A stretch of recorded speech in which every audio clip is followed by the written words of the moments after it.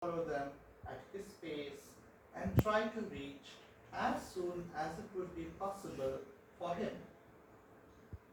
Thus the crow arrived with the rat at the place where the deer was trapped.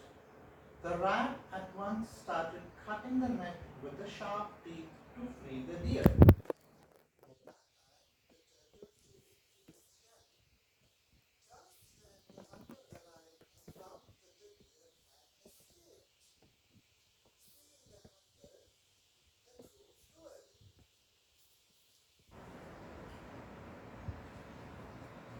The rat hid in a hole and the deer ran fast into the forest. But the poor turtle moved slowly and was unfortunately caught by the hunter. The hunter tried it, tied it, and carried it in, on his back in a net. The three friends now began to think of some way to rescue the turtle. The crow came up with a brilliant idea and said, the deer should lie down on the way near the pond and pretend as if he is dead. I will sit on the deer's head and pretend to peck his eyes. When the hunter passes the way, he will think that the deer is dead, and then he will reach for the deer. Then the rat should go and release the turtle by biting off the strings of the net.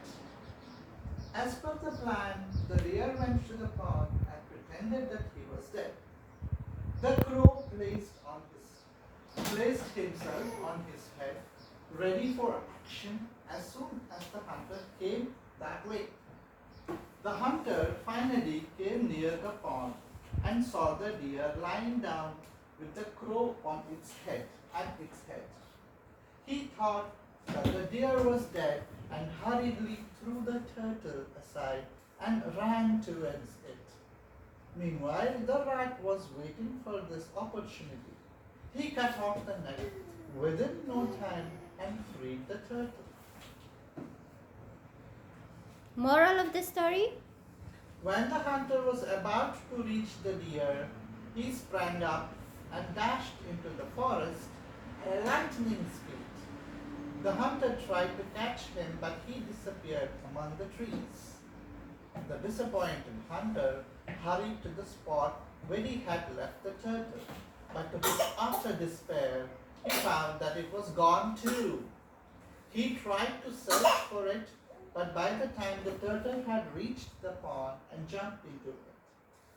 Thus the hunter had no other option left but to return empty-handed. Moral of the story: he who is faithful to his friends shall never taste